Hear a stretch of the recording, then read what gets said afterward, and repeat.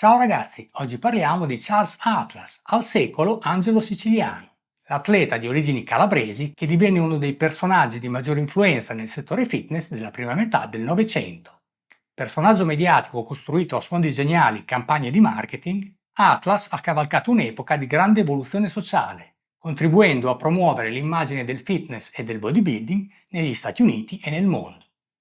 Anche se oggi è un po' dimenticato, dopo Eugene Sandow e prima di Arnold Schwarzenegger e Franco Columbu, c'era Charles Atlas, pioniere e icona del fisico estetico, promotore del metodo della tensione dinamica e precursore del personal training online, un italiano di successo nel mondo. In questo video ne ripercorriamo brevemente la storia. Enjoy! Angelo Siciliano, più noto come Charles Atlas,